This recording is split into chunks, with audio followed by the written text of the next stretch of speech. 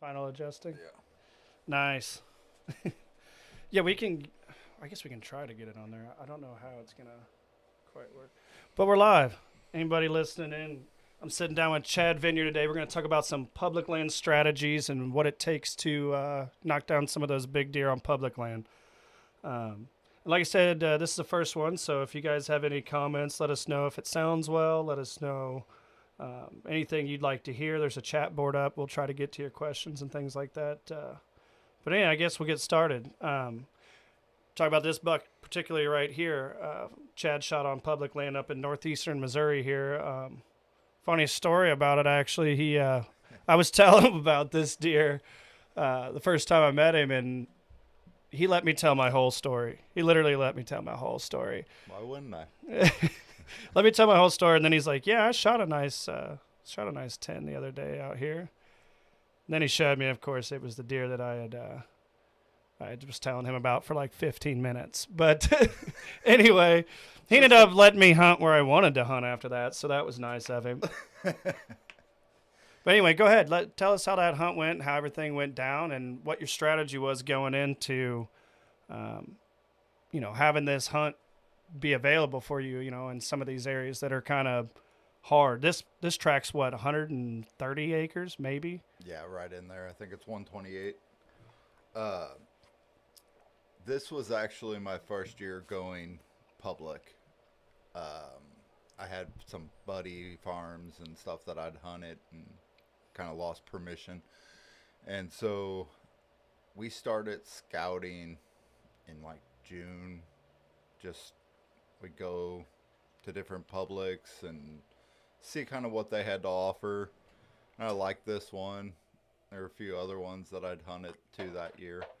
I killed him October 17th at like 4:05 in the afternoon. And I actually just got to my tree.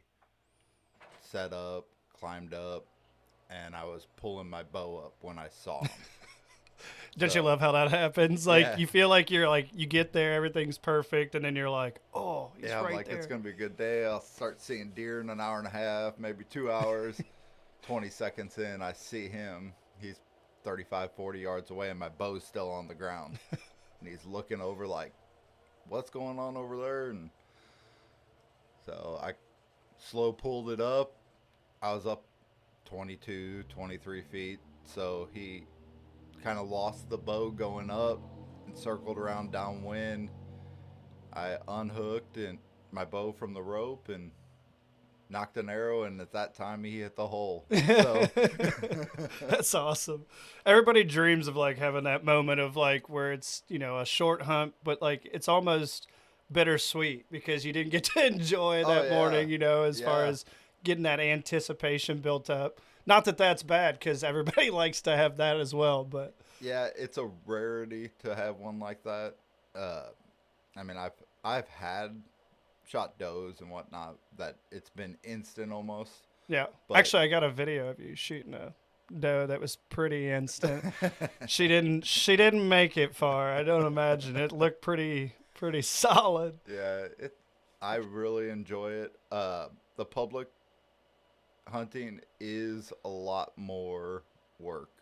You gotta be willing to put in the time, the miles, lots and lots of miles. But I mean, it's in a single sit. I've walked 8 to 12 miles, and that's normal. Right. So Well, you got to get away too. I feel like it's like those overlooked areas. Like when I've hunted with you, you've always told me, those overlooked areas or those areas where people might be thinking, oh, there's going to be a ton of people there. yeah, It's almost like that works better than mm-hmm. trekking into those areas that may be, 15 miles round trip or Right. whatever. Right. Um, I mean, I've hunted where I could see my truck on public and seen 15 and 20 deer. well, in a last sit. year Yeah. was like that. We Yeah. got out 30 yards Yep. from the car, and we had, I don't know, there was probably 10 scrapes within 200 yards Oh yeah. of that little spot. Yeah, and you could see the truck. Yeah. You know. Yeah. So I've shot them 6 miles from the truck, and I've shot them 70 yards from the truck. So So what would be your main? What's your main thing when you like go to approach a new piece of property? Like what's something you necessarily look for that you're like, you know, because I think a lot of it, people travel so far. We got the benefit of kind of being able to go and see these properties, you know, and we're 30, 40 minutes away. So it's not so bad for a drive. right. But people that don't get to scout, you know, or don't get to go to those areas or are coming to Missouri the first time or really anywhere, what would you say was like your main thing you look for? Is it transitions? Is it food source? Is it, you know, any of those things? I'm a transition hunter. I don't hunt a lot of food source personally. I mean, I hunt it, but not in the typical sitting on a field or, you know, I'm 80, 100 yards away from that field. The deer show up where I'm at 40 minutes to an hour before dark instead of the last 10 minutes. Right. So if you have that straggler good buck that he doesn't come out till it's dark, he's 20 minutes before dark where I'm at. Gotcha. That's my hunting MO. Like, I'm always a little bit further away from a food source than most people like to hunt, especially evening hunts. Morning hunts, I just kind of have I like bottoms. Like, I hunt a lot of bottoms, like right off big ridges, where usually when I see the deer, I'm eye level with them, to be honest. Right. And a lot of people won't hunt like that, so it opens me a lot of opportunities that other people don't take advantage of. Right. And I mean, and that makes sense. So I'm in places that other people won't hunt because they're like, well, the deer's going to be at eye level with me. What am I going to do? Right. But most of those people are also going 12 to 15 feet in a tree, and I'm going 20 to 25. So Right. they're eye level with me 60 or 70 yards away versus being eye level with me at 20 yards. Right. When you're trying to make a shot. Yeah. So there's certain things that you got to basically be willing to do in order to be successful in those areas. Right.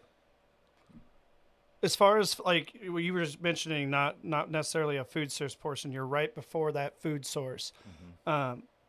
So is there also like a certain transition you look for too? I know some people like you said you like bottoms. You know, is it just river bottoms, creek bottoms, lake bottoms? It can be a dry ditch bottom. Okay. Usually, anytime a bottom comes out, there's almost always a defined trail. Right. Somewhere in there where the deer use. Yes. Whether it's daily, every other day, 4 or 5 times a day. There's something there. I am the sit and move guy. I will sit a spot for 2 to 3 days. If I don't feel like it's gonna be productive, I might only see 1 or 2 deer, or I might see 40 in those couple sits.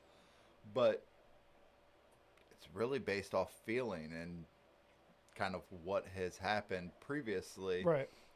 Kind of leads you in the direction of what you want to do. Right. Like I hunt a lot of private farms, and I do hunt my fair share of public, mainly with you. And but like for me, it's a different ball game from public to private. It seems like. Oh yeah. Private, you know, you may have the same deer movement come through consistently year after year, and I've seen that.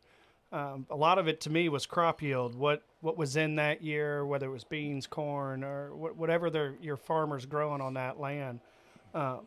Corn years seem to be better. We've talked about that before. Oh, yeah. You know, corn years is just kind of king. You know, when it comes to deer. Whatever. Let's say you have 100 acres of fields there. Yeah.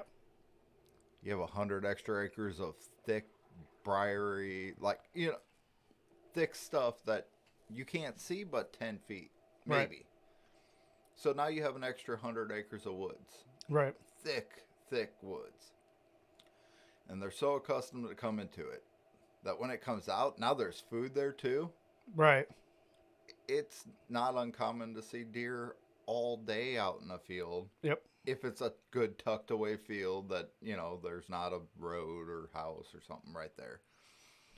I had that with the crab claw. Like that spot, I told you last year, you know, I said, I'm going to leave that alone because it's such a good bedding area. I know that they move through there throughout the whole day, which in a sense almost makes me a little nervous going into those spots because I know eventually they're going to travel around the farm. They're going to go check different areas, especially during that rut and early rut phase. I will hunt it for does quite a bit during the early season in those areas, kind of thin that out. But like private, you don't get that opportunity necessarily to thin out certain spots. You know, I mean, you do to the extent of like you'll shoot 10 deer or whatever it is a year with you and your kids. Right. And you guys kind of do that on public land. Do you think that's something that helps? You know, maybe thinning out some of those spots you're going to hunt later on early with does. Because it seems like those connections that you've done have helped, you know, later season for that. Yeah, I do. I feel like getting some does out early is a good thing. I shot 2 does this year in the first 2 days. Right, right. You know. Yeah, you set the bar. And, you know, I mean, that's just one of those things that we love deer. We eat a lot of it and enjoy it. And so if you can, any deer is a trophy to me. Yes. I'm of the opinion that anytime you can smart or whitetail, you did a good job. Yeah, no, for sure. Especially if you have kids with you or the kids are the ones shooting. Right.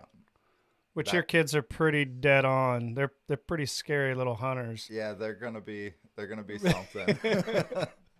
I think that I do good things sometimes, and then I'm like, he's 9 now. And, he's gonna out hunt you, dude. It's gonna happen. Yeah. But I feel like you're not doing your job if your kids ain't out hunting you. You know what I mean? Yeah. I feel like that in every sense of life. You know, if your kids didn't do better than you, then you didn't teach them failed. well. Yeah. My biggest thing, you know, when it comes to like, you know, public land for me is I'm a food source hunter. I like hunting over those food sources, but that doesn't really work that well on public, mainly because a lot of areas don't have the food source to begin with, whether it be that area didn't get extra, you know, money or funding or whatever the case may be, or they had to do something different in that piece of public.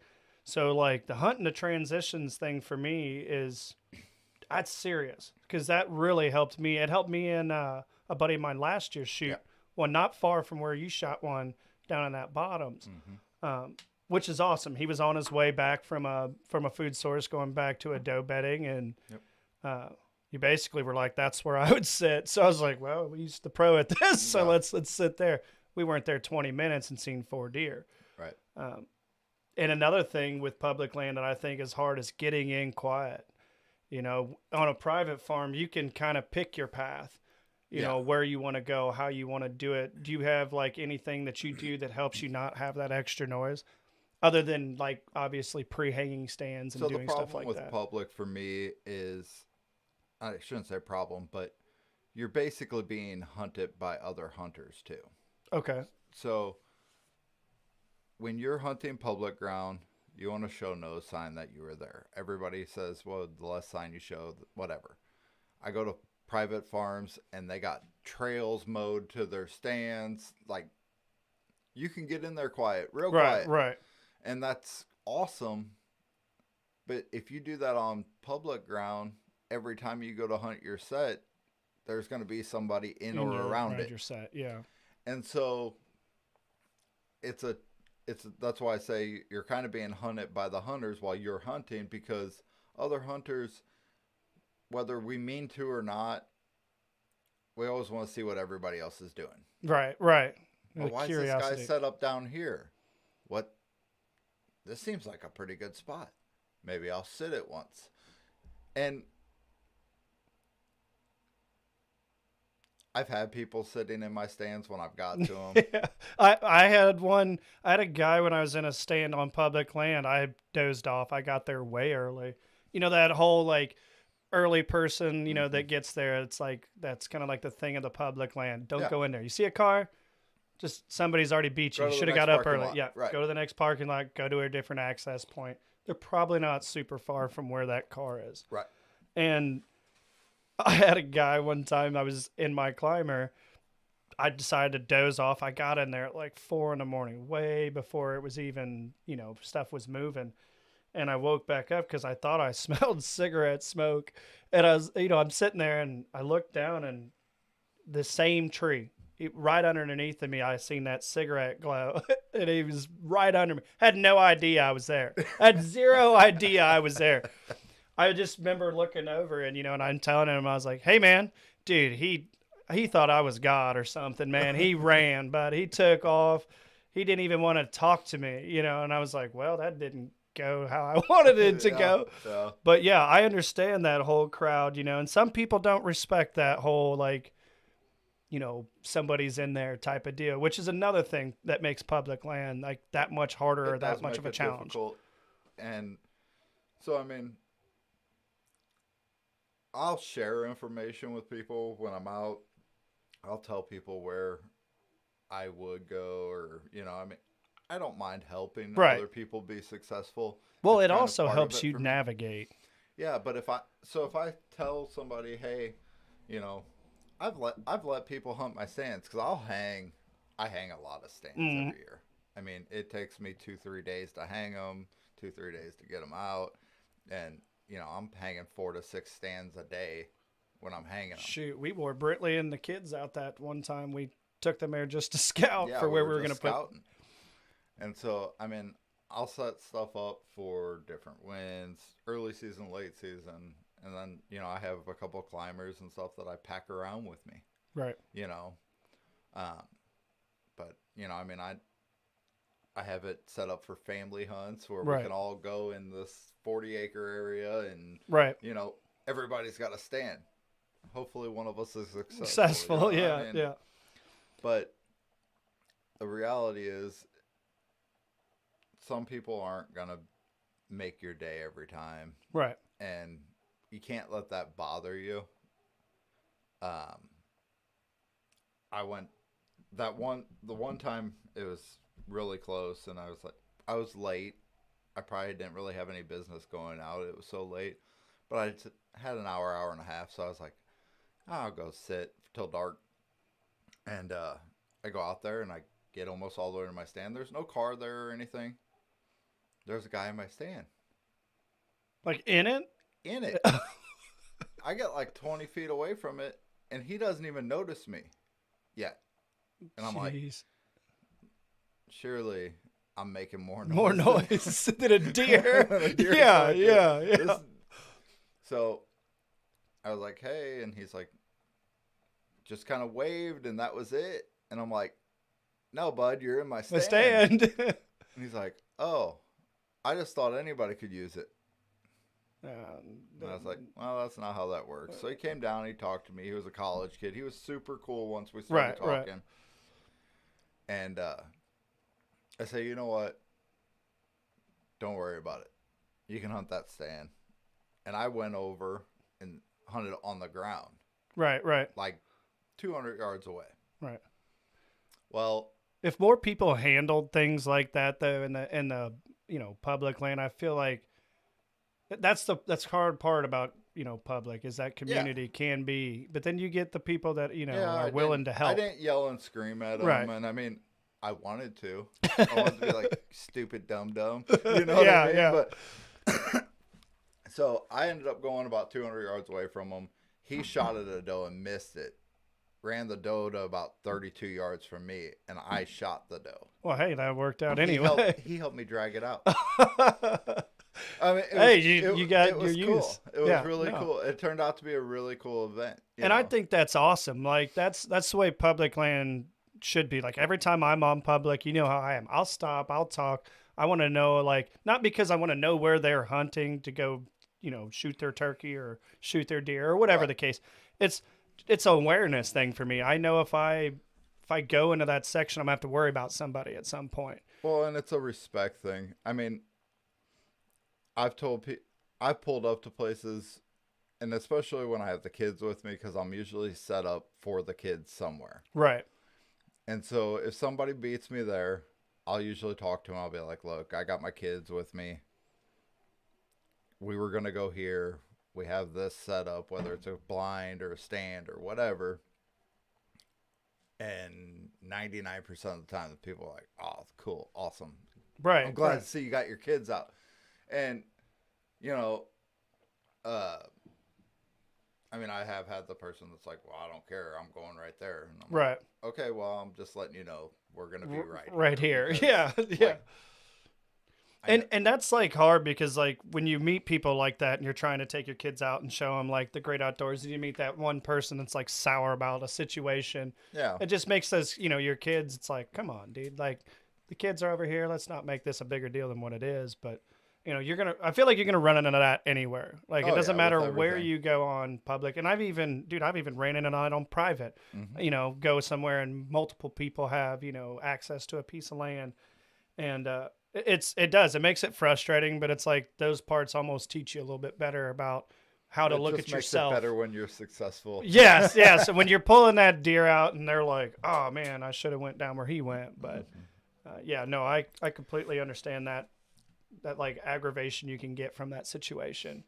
But it's like, you got to try to stay cool because you got your kids, you know what I mean? It's like, well, you don't want to see daddy whoop somebody in the woods today, but the one might want to see that. Yeah, one might. Your kid might be like, "Yeah, dude, kick his butt." But let's go over a hunt. Let's do a little fun here. We're gonna go to a doe that you shot. This will be a fun little video for you guys. This is Chad on a piece of public. I just thought this was a cool shot. He didn't even stand up. Like, who does that? She sneaks in right here you can see it right up underneath the stand there. Sorry, Chad, you can't fly. Ooh, toasted her. So that was that one where you sat and... That's like it's probably only about 80 yards wide strip of woods and CRP and woods. Here, to I got side. a cool little trick. Let's see if you can draw it out. Make it a little bit better for people to see. There you go. So there's a fence line that comes down. This was a cut cornfield. Okay. Remember how I said I like hunting ditches and bottoms? So that's a dry creek bed. Okay. Right there. I was set up right here. I was only about 30 yards into the woods because there's only about 80 yards here of woods. I was set up right here. She came. I'm not exactly sure, honestly, where she came from, but this is all CRP and then more woods. And this is just a dry runoff that comes across the CRP. And so they just kind of funnel down to it, and they're coming to this cut cornfield. Right. So is that like a transition you would typically hunt, is, dry creek bait that would lead to a food source? So something that I do in dry creek beds, and it's just, I guess, pro tip. Yeah, pro tip. So you can obviously see deer traffic very well in a dry creek bed. Right. So if you don't want to go through the trouble of setting up a stand and seeing how that works and how much traffic there actually is, take a stick or your feet or whatever and take all that sand or mud and roll it over. Okay. Roll it over. Come back the next day. If there's 700 tracks in it again, you probably want to set up there. Yeah, you're probably in the spot. Yeah. So that's what I did there. So you're saying like down in the creek bed where the tracks are muffled up, pretty much like... Yeah, just kind of make it where it's not tracks anymore. Right, and then see if stuff's moving back and forth through it. If you come if you're out there 2 in the afternoon, just kind of doing a little midday scouting or something like that, come back the next day at 2 in the afternoon. Okay. If there's one deer track in it and it's a little yearling or something, that's not going to be a spot. This might have been 3 weeks worth of traffic. Right. Or whatever, So, I get what you're saying. So like longevity of the traffic. Right. Gotcha. So you know that it was like 3 whole weeks of deer walking through, and that's why it looks like there was 50 deer in there. Right. Right. Okay. That makes 100% sense. So that's what I actually did at that spot. Okay. I did that. I went in there and I just took my boot and kind of not slicked it off, but made it to where you know if something made walks it where through. it was. That's not deer tracks anymore. Right. And I came back the next day and there was literally, it looked the same as it did before I did that. Right. I'm like, okay. So I shot that deer. That was the first time I climbed in that tree, and it was maybe 40 minutes after I climbed in that tree. Gotcha. So I mean, like that's actually a pretty good tip though. Like I wouldn't have thought of that, scraping something out of the way so you can see what type of traffic or how much traffic's coming through an area on a main trail. I'll switch back over that other cam. But yeah, no, that's a really cool tip there. Like, obviously it gives you that. You don't have to come back 20 times, so you're not boogering up your spot. You can't use a camera on public ground. Right. So you can't. That's a primitive camera. In my opinion. Primitive camera. Yeah, no, I mean it really is though. That's true. It doesn't give you quality or anything. It gives you quantity. What's coming through? How many deer are coming through?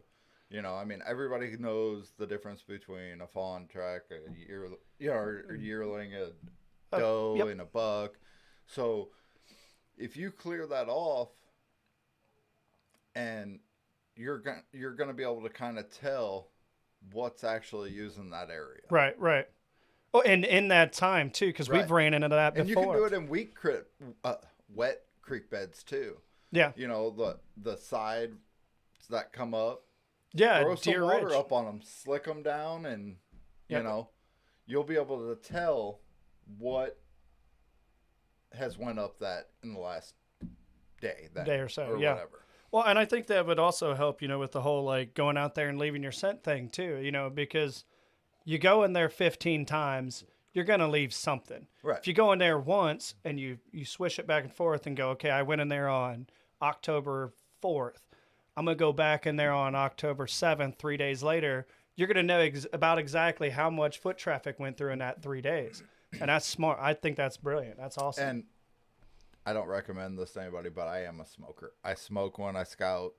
I don't do anything that I'm not going to do in the tree. Chad's not a big believer in scent control. I'm a big believer in wind. Yes, hunt the right wind. And I do too. I think I'm one of those people that's like, I use scent control stuff just because you never know if that buck's going to circle around. And it does help a little bit from that intense smell, where they're like, oh man, there's somebody here right now, But they get there. You might have that 6, 7, 8 second time frame to get pulled back if he's getting spooky because he smells a little bit. But wind all day long. Wind all day long. So, but what I was saying though is like when I do that, when I will slick a bed off or something to figure out what's coming through there, I will always flick my cherry out on the ground and put it out right there where they walk through. Right. They smell that. It's almost like they get used to it. Yeah, it's like they understand it. And, I mean, if you smoke or you know anybody that does, it stinks. Yeah. And they go through there enough times and they smell it enough times that it's kind of a okay scent to them. Yeah. Like they kind of okay themselves with it. It's a fire scent. Yeah. Yeah. I mean, now they use smoke sticks and stuff. Yeah. Well, they've got diffusers, everything there is. Yeah, I do like putting, ground sensor, liquid attractant, stuff like that. But it's not because it works to 100% to a T. It's a distraction for enough time for you to pull. Right. I don't ever want to tell people that, oh yeah, you go in, you put a attractant there, that buck's going to stay there for 5 minutes and sniff a tree. No. It'd be awesome if that's how and I'm sure it does work sometimes, depending on the place and where you're hunting. More often than not, I've found that it's just a shot window. You put it where you want that shot window for your 10 to 30 seconds or however long they're going to give you. That's about the only time that I use liquid attractants. Or if I'm using decoys. Like a buck decoy. Oh man, buck decoys are like, you got me into that hard last year. Yeah. Buck decoys it's like such a show because like they bristle up, they get all, The funniest thing for me is watching little babies around it, little bitty fawns. Yep. I got a few videos. I should have uploaded them, but I have a few videos of fawns just acting goofy, just getting stupid around Yeah. those things, trying to figure out what they are, and they're One fun. of my funnest decoy hunts was with my daughter. She was probably 8 or 9 at the time, and she said, "I'll go video for you, Dad." I'm like, okay, All whatever. You know, we went behind the house. You know, I might see a deer, might not. And I put a decoy out there, and this little 8-pointer came in, and I mean, dude, he looked like he was ready to wreck the world. I mean, it was the coolest thing, and I bet she thought that was awesome. oh yeah, she did. A bird actually pooped on my head while we were in the stand. Hey, that's good luck Yeah, when a bird that's what poops I on you. said. I was like, That's what they say. It's I'll good luck. take it. That's I'll good take luck. it. So, I do have another video. It's pretty sweet video of you shooting your quest buck this year. oh, Me and Chad were in the quest hunt together. We were Team Venison Junkies. He's got it on his shirt right there. It's pretty sweet. Placed 23rd, which was pretty cool. All we wanted to do was place top 25. I was like, dude, if we make top 25, that'd be awesome. Yeah.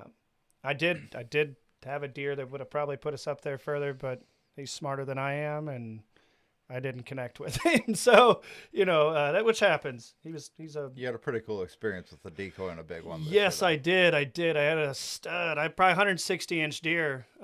Nice 10. He had some trash hanging off him. He was a deer that came through in late October. Checking them grounds to see if any other bucks were in that area, I'd imagine. But I didn't have a lot of history with him other than the one picture I had of him early season in, I want to say August. It wasn't even season yet, I don't believe, Right. when he came through the first time.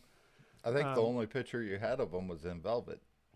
I know I did get a second picture. That's when I hunted him out there by it? the camper, behind I the got camper you. set. And he would have, oh man, dude, he came in perfect. Hit 54 yards. I hit record. I love you, Mom and Ron, but you got me on that one. That's fair. I guess that's fair for like scaring you guys every once in a while. But they come up that driveway and he turned, obviously, and I was like, oh no. I was like, no. And it was a rough season too. Like it was one of those seasons where I just couldn't get on track with certain big bucks. I ended up later on figuring out different food sources that worked, but we had an early yield. Everybody pulled crop out early last year. There was a lot of things that make it harder, or make it to where it's not normal for that, or not normal for that public land or farm or whatever you're hunting. With that deer though, yeah, he was about as perfect as you could get him to come in. He bristled up. He worked a scrape like 60 something. I think it was 65 yards, that tree that was tore up by him. And he came out like clockwork. Last 10 minutes, everything was where it needed to be, bristled up. I put, record at 54 yards. I looped in, and I'm like, dude, he's toast. Then it just didn't happen. It wasn't meant to be. No, it wasn't. I ended up shooting Voldemort that year, which was a buck that I was after for a minute because he was just, how that deer, he's a gnarly old nasty thing, dude. His nose was all crushed in from fighting from years past. That's why we nicknamed him Voldemort, because he looked ridiculous. He's he's the ugliest deer I've ever seen. My taxidermist, I told him, I say, hey, can you make him look just like that? He goes, you want him to look like that? And I was like, yeah, I do. I do. It fits him, But when I get that mount back, we'll have to show him on here because it'll be hilarious. He's goofy as heck looking. He had like a bend in his nose, like pretty much right here down the center. It looked like a hog. Didn't it? Yeah. It was crushed. Yeah. From here down to the front of his nose, dipped, and you could actually see where his nose was breathing in. He almost had a hole here.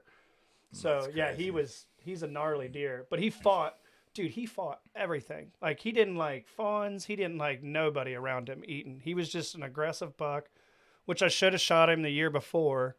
I think he did run a few other nicer bucks off the property, which kind of sucks, but I was after a stud that year. So it's like, I didn't want to use it. Plus, I wanted to have that gun tag in case, I didn't catch up with him that year. But yeah, you guys want to see a really nice buck get shot by Chad? Let's check this one out. This is kind of a long one. You can come over on this side if you'd like to. It's one of those. Yeah, this is a good one. Oh, this is a dude. I just want to know how many times this guy broke your heart. That's the real question here. Too many. So this was what you were talking about, hunting dry creek beds Yep. and pinches. So if you could just explain a little bit here, obviously to the left here. Oops, sorry, I didn't mean to burp there. Obviously to the left here, there was a fence row, right? Yeah. Um, It's all public, but there's an old fence there. okay. And then there's a little lake off to the right that you'll kind of see. And Man, he looks good right there. yeah, yeah. Oh, man. He was Yeah, that's a pig. 75 yards, I think, right there. But so this is self-filmed, so sorry for the poor. No, dude, we're self-filmed. I mean, dude, self-filming it's its own ball game, dude. You got to be comfortable at what you do to be able to self-film. So this was a little bit after 8 in the morning. I already had some deer come through. And this was the first deer that actually came through back here. So I'm not sure where he came from. A doe. Well, if you cross that creek, if I remember right, down in that area, it goes up onto a ridge. And Yeah. behind that ridge was corn that year. Up in that field by the road. Yeah, but It's what probably I'm where he saying came from. is he's the only one that came from over here. Okay, so he was the only one on the Came ridge. out of the creek over here. Okay. All the other ones came out over here. There's a bunch of does. They come out like through here. So they usually come across right Through here. that transition Yep. right there where you can see the water through the creek right there. And so we had I think 6 or 7 does come through. Well, I just had a doe come through, and I could tell she was hot. She had a little buck chasing her, and then he showed up, which the wind was coming right to left. Okay. So it was blowing back towards him. So he was scent checking, I'm sure, her, and could smell her. And so I really thought that he would come up real close, 15 yards, because that's about where they came to. Oh, in that first. Right through. Yeah. In right that first where little we're draw. looking right now, about halfway between me and that creek. That's about where they came through. Okay. Actually, probably a little closer. He hung out there further. I don't know if he smelled me. He might have caught a little of something, just And was been a little bit cautious. concerned. Yeah, they came through on this side of this closest tree. The big tree right here in the Yes, middle yes. on that left hole. Okay. No, the closest tree in the camp. The first doe and buck that came through that he was chasing her. This tree that's middle of the screen. This side of it. Oh, closest to you. Yes. Okay, closer so to they me. were on the inside of that tree. Yeah. Gotcha. So that's what I thought he was going to do. I thought he was going to swing out. Dude, he broke your heart right there when he started turning. So he kind of pees on himself here, and I'm like, okay, well, he's going to cut over here. I'll be able to shoot him right behind this tree once he gets past it, and that broke my heart, yeah. I mean, that right there. I That would have broke my heart, too. I thought that he was going to go back across the creek, and that was going to be the end of the day for me, and I was going to go home and take a hot shower and fall up for an hour and cry. Oh, man. Like that, your heart had to just be 100 miles a minute. I went to full draw at some point when he was back in there, too. I was just waiting for him to come out this way. Just like that other deer, those other deer did.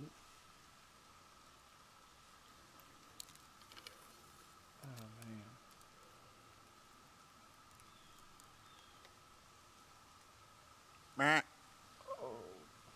man. Oh, got him. Yeah, he stopped pretty for me at 42. Yeah, 42. What, 42 yards? Yeah, 42 Nice, yards. nice. Awesome. Yeah, so some of that success, which obviously we can go over here and you can draw it out a little bit better so everybody kind of gets a little bit better grasp of how that hunt went down. Okay, so I'll try to draw like the whole area. Okay. I may not be able to get it all in there, in the frame anyway. Can you see it? Yeah, I can see it right there. Okay. It's got a smaller frame because I don't have that tripod for that one. So Gotta love a shipping right now. Everything has been crazy with shipping.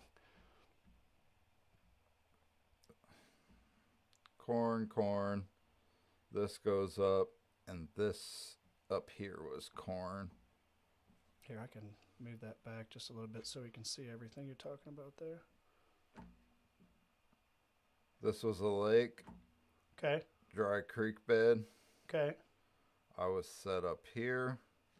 This And this so goes this up was into that other ridge then. yeah. This goes up into Big Ridge. Okay. And this is all the top. There was corn here, corn here, corn here. They were all cut. Gotcha. Now And- that's another thing. Was they cut pretty recent to that activity in that area, or do you think that was I think it'd been weeks, cut. days? I think it'd been cut for a couple weeks. okay? Well, I mean, they'll come around depending on the size of the field for months. Oh yeah, Pick all yeah. that So up. I hunted this. It was about a week that I hunted this spot, and I don't know if I had an encounter with him or another big buck right at dark. Oh, that might have been. I remember when you came out because me and would have been who was hunting with me that day. I think it was Kyle. Eric. No, it wasn't Eric, was it? Oh, it might have been Eric. Yeah, it was. Actually was Eric. It was the next day. Yeah. Because Eric shot his. Or maybe it was Kyle. No, I'm pretty sure it was Kyle because Eric didn't come down It was Kyle. till You're later, right. I believe. It was Kyle. But this is just an old fence that ran through there. Yeah. But And so both sides of that fence was public. right. In that section, there was like a square over there too. Yeah. Yeah. So most of the deer, I believe, came out of this field and came down and would come across and then go back up this way. And Because it was thick over on that other over side. here, I don't know if you, but like Yeah. over here, there's a little strip fields, Yeah. and over here is god awful thick. Yeah. So they'd go back here to bed, come out here to eat this corn, and they just cut through. I mean, the first time I walked down here, it was just disgusting the amount of deer tracks that were in that creek. Right. So And we had talked about that too. When you came out, you said, I think I'm going to go try that that lake pinch bottom. down there, That pinch. So he came out over here and came across and met kind of where they all come across and go that Right. way. But that was the first deer that I saw come out there Right. the whole time. The only one. They came out from the top of that ridge, from the backside of that All cornfield. the other ones came from like up here. So I don't know if he came from out here. I don't know where he it came might have from. been that he had a good spot to check for them does. Like you say, coming across that lake, he knew that wind was there. He had food. I mean, why wouldn't he be on that ridge? Right. Yeah. So it's a lot of Trial and error, man. trial and error, extra effort that you got to do to hunt public. But man, I don't care if you kill a yearling doe. It is so rewarding when you can do it on public. Yeah. Yeah, for sure. You know, I mean, I try to get a lot of people into hunting, and I feel like I have a pretty good success rate for people that I take. Yeah. Yeah. No, everybody, I mean, we took, just last year, how many people you took at least, 4 or 5 at least last year that had really had not a lot of experience in it, which is something we need to do more of. It's so many people get like that are big hunters or people that just literally hunt a lot. It's take that time, teach your craft. You know what I mean? Yeah. Teach, because, you know, like that dude had said that stuff to us on turkey season out one year. You know, he said, man, if you're not listening to everybody's thought process, it might be something that hangs up for you or has a deer hang up for you. Somebody might have already had that happen. So why not listen to somebody else's tactic, you know, or whatever? Put it in your tool belt. And that's what we want to do on this podcast is just, I want to hear people's stories. I want to understand what goes through their brain when they do something, because it very well might help somebody. You know, we can't always take 100 people with us when we go to the woods, but we can talk to 100 people about how to go into the woods. And one of the biggest things for me as far as watching and doing new tactics, I watch a lot of the hunting public and what they do, and I think their whole program is amazing. They go out there, they teach people. They're not, they're not rude about how they go about it. They're not secretive. They're just like, go out, have fun, enjoy yourself, and hopefully we can help you be successful. And I hunted last year a lot like Zach Farrenball did the year before, ghillie hunting, and I'm telling you, it's hard to beat ghillie hunting. Like I don't even like sitting in a tree almost anymore because ghillie hunting was so close. Close. Oh, I shot a doe at less than 5 yards last year. Yeah. And I'm telling you, I had my heart beating way better than knocking Voldemort down at the end of the year. Yeah. So last year, me and my kids went opening weekend of archery season. Yeah. All three of us shot a deer from the ground. None of the deer were over 10 yards away. Mm-hmm. And that's what I've found too with being on that level playing field. Like your shot, it's like shooting at a range, So, I mean, Declan was 8. Declan's 8. Kira's what, 13, 14? 13 then. 13. Yeah, they're 9 and 14 now. Yeah, yeah. And Declan shot the first deer. And I'm pretty sure she was like maybe even 5 yards away. I mean, right. She was close. Close. He shoots the crossbow, and I said, "Can you see her?" And he said, "Yeah." Afterward, I said, "Then shoot her." I mean, she was close. And he shoots, just drills her right through both front shoulders. And I was like, "Why'd you hesitate when I said, 'Can you see her?'" He's like, "Well, I could see her, but all I could see in the scope was brown." She was so close. She was that close. All he could see was brown. So he said, I went up on her a little bit, could see her neck, went just back to where I could see her shoulder blade, and I shot. Right. Because I knew that's where I needed to be. But, like, when you can have a deer that close to you, and dude. He's 8, right? Well, how he composes himself, man. Like I said, that kid's going to be out hunting you in about 3 or 4 years, probably. I hope so. He's going to be doing things that you're like, wait, how'd you do that? You're going to be taking tips from him at some point. He can wheel me out in a wheelchair. Yeah, there you go. Like that's the whole. That's why we do it for real, so they can take us when we can't, But I think that's another thing. We are going to do a special about that too. Around youth season, I'm going to have a few guys. Buddy of mine, Stephen Fisher's going to be on. Going to be bringing a buck that he was real proud. Him and his son got to share that experience with. 160 incher.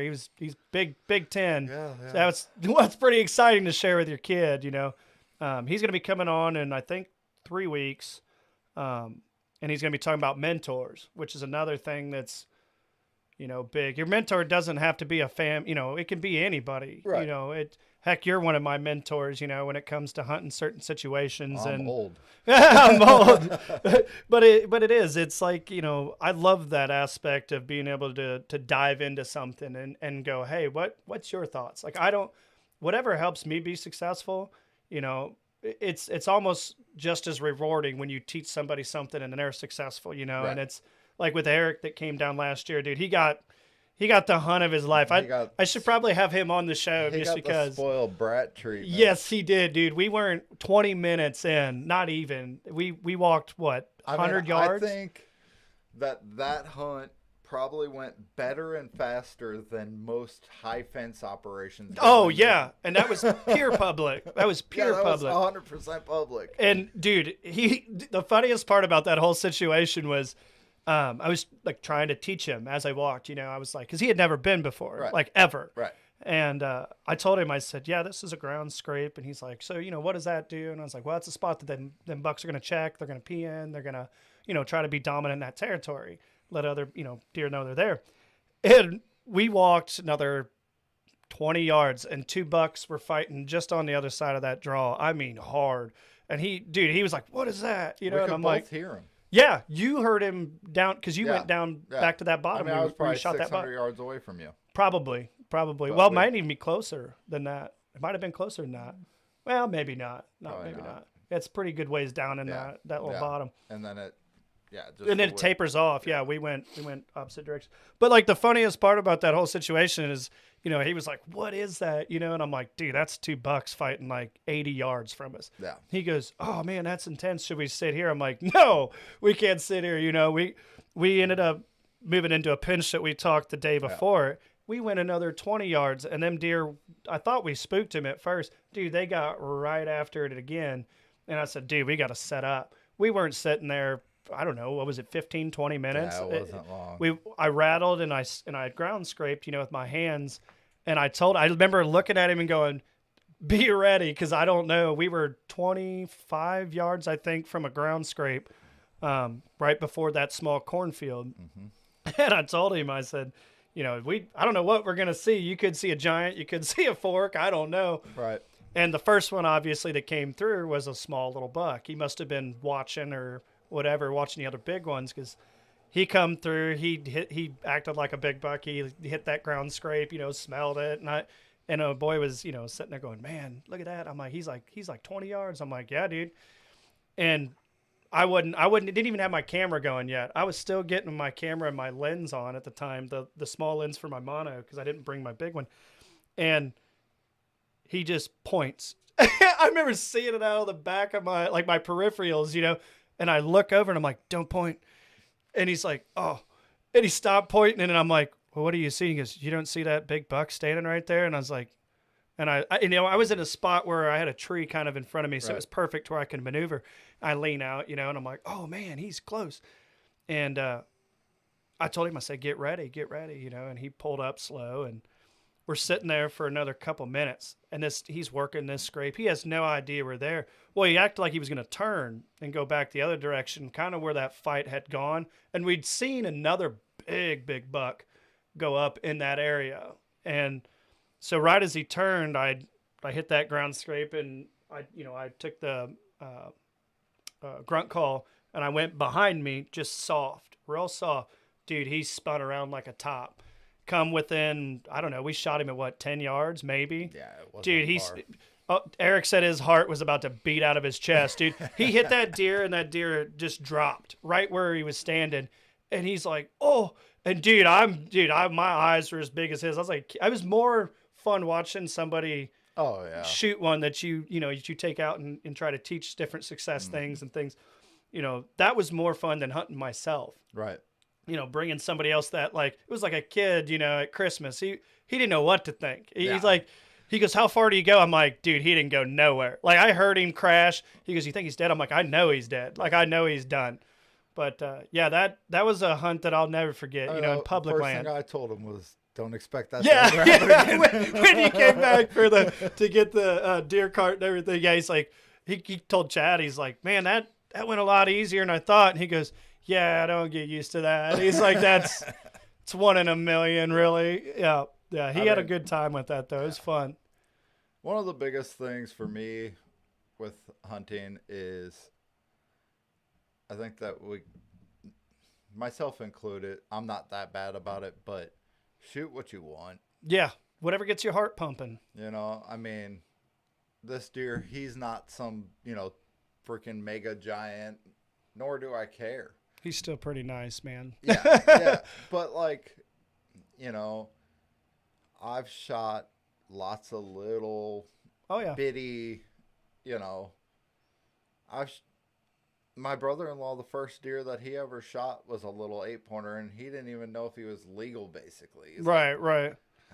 I don't know. I mean, he's got enough, but how big do they have to be? Yeah. Oh, like, well, no. He's like, no, he's got 4 on one side, but he's not no giant. So he tells me about that deer every time I walk in the door. But that's what we're what we're talking about. It's like, dude, it gets him that pumped, you know. And so I feel like people get too carried away with, like, oh, it's got to be big. It's got to be big. It's got to be big. I'd say the only thing I'm a stickler on when it comes to big. Bonus. Yeah, big is a bonus. It really is. Yeah. It really is. I think with when it comes to that situation, you know, like, I mean, as we get older and more mature and more seasoned, yes, we should increase our standards. But what we shouldn't do, and I see a lot of people doing it, is putting our standards on other people or youth. don't do it to freaking youth. Yep. Yep. Let the kids, if they see a spike and they're like, I want to shoot it, Let him. let her eat, bud. You know, like, Yep. it doesn't matter. It really doesn't matter. There's plenty of time for them to get their own set of guidelines. Yep. And you know what? Everybody's is different. Yep. I don't have the same guidelines as you. You don't have the same guidelines. Mine's per farm. Like, I know that might sound weird. Right. That's pretty well where I'm at when it comes to hunting at this point. If I'm on public land, if it gets my heart going, he's toast. Yeah. Well, I mean, it's the same way. Like, I have a very small piece of property at my house. If a small buck comes in, it's really hard for me not to shoot him. Right, because it's on your own area. Because it's my little bitty piece of ground, and if I can shoot a little buck on it, well, that's cool. Cool. Well, that's what my dad was saying this year. He purchased the land, a family farm, and he told my brother, and I didn't really register with me at first. He's like, I'm going to shoot a deer on my own property this year. Yeah. And I was like, oh, that's actually really cool. You know, like to be able to have that harvest on your own progress is awesome. Right. Yeah. So, Which we got to make your little area. I think it could be a honey hole. Yeah. We'll see. I told you, I'll order the trees, dude. We're going to do it. Because when you shoot 140 inch on a 7-acre piece, it's going to be cool. Because I know they're there. Oh, yeah. Yeah, I just, that's one thing that I'm going to start preaching about more is let people alone. Let them do what they want. If they want to shoot a deer with spots on it, try not to do that. I get where you're going with it. Like it does. It crushes a kid when it's almost like that dad that's at the baseball game screaming at their kid because they didn't hit a home run. You know, it's like, don't do that there. You know, when you go to the woods, we're there the kids think we're hunting. We're there for the time. Yeah, you know what I mean? If and a kid can shoot a deer, period, yes, it's a win. Yes, 100%. You know, 100%. I don't care if it's a yearling. It doesn't matter. Well, Lily had that 140 inch deer, you know, within 60 yards. And dude, a part of me was like, oh man, she didn't make it happen, you know, because I was like, I wanted it for her. But the other part of me, I laughed about it for like 20 minutes because she was looking down that gun barrel or looking down that scope, you know, and I was paying attention to the deer, obviously, in the camera. And I look back over like, why hasn't she pulled that trigger yet, you know? And she's not looking down the barrel and she's just watching him. And she's like, man, he's really big. I'm like, yeah, get in the scope. He looks bigger there. Yeah. And she's like, oh, okay. And then he ended up walking out of the shot. So it was like, whatever. She had so much fun watching him that it didn't even matter. You know what I mean? Like, that's awesome, in my opinion. Any hunter can go out there with their kids and do that. Yeah. There's no better feeling. Well, it's really rewarding. Like, so my daughter last year, I'd taken her for years. And then last year, she killed her biggest buck to date with her mom. And her mom doesn't hunt at all. You know, don't shoot the squirrels, don't shoot the rabbits. Yeah. She lets us shoot deer because she likes eating them too. So, right. You know, but everything else is off limits. Lemons, leave them alone. If they're at the house, don't shoot them. You know, so that's hard with Declan in the yard. Yeah, I mean that poor boy. But so it was really cool to see the progress that she's made. Yeah. You know, I mean, I remember when I first took her. She's been shooting a 270 since she was 9. Right. That's awesome. So that's the other thing, like with kids, like you'd be surprised what they're capable of if you let them. Right. So last year was a super cool year for her. Not this past year, but I guess 2020. Right. 2021 was a good year overall. 2020 for her. Right. 2020 for... Yeah, no, that was the year she shot the 8. Yeah, so she shot that buck in 2020, and then she had a managed hunt too at the state park. I remember that. So she shot that deer with her mom. Actually, I might shooting a 270. And then that year she had that state park hunt. It was a 1 weekend hunt, 3 tags, does only.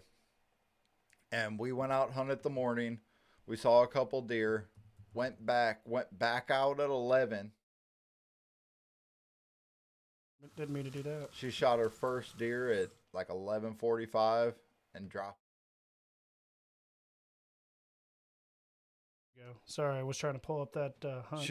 Shooting a 30-06 during that hunt. Right. Because I was like, it's going to be closer. It's going to be brushy. You should probably shoot the 30-06. It doesn't really make a difference. Right. Is what I tell her, you know. You're only shooting 40 more grain or whatever. Right. Yeah, it's only going to, knock you down a little bit harder, but you'll be all right. So, but you can't tell them that. Yeah, it's about the same. Yeah. I had her practice with a 17, and then she shoots a 270. Right. She didn't care. Right. The first one she shot with the 270, I rested the stock against my chest the first year she shot with it. Gotcha. I held the stock against I did that with my Lily chest. once. Yeah. And she sat on my lap, and she did everything else. I just took the recoil for the first year. So, this one, she dropped that first one at like 11:45. We go back, eat lunch, and she shoots another one at 2:45 and another one at 4.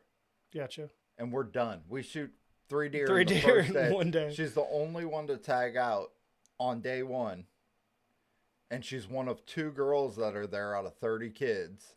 And the other girl killed 2. That's awesome. So, dude, that's a thing, though. A lot of these girls are getting in there and they're doing some things. The girls can do it, and they like it. And she's about it. She's a savage. Yeah, no, she's about it. I mean, I remember seeing some of the photos and post photos and footage in the one video, and she had the blood of her kill, like an Indian. She had the football lines or whatever with blood, and her hands were all bloody. Got right back in there and did it again. Yeah, she gutted her second one.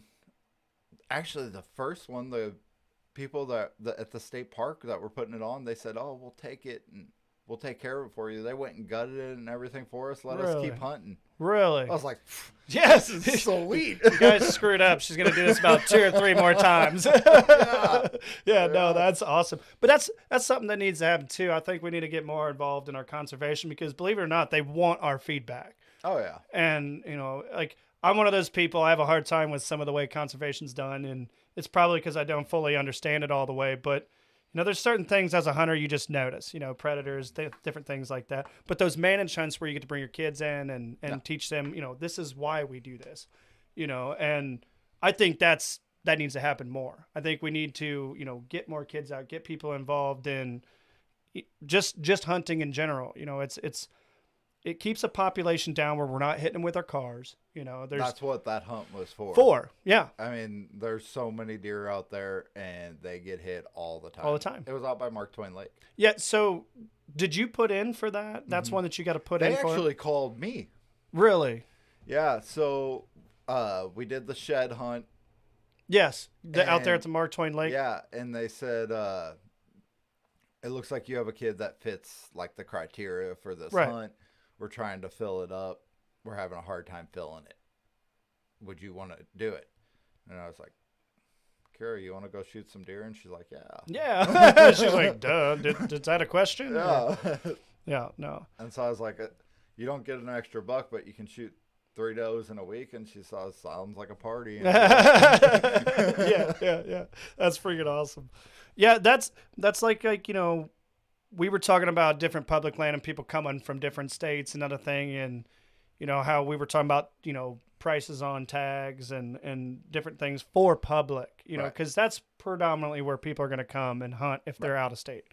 I mean, there's a lot that go to I'm sure that go to private land from friends and other things like that. I'm sure that's there.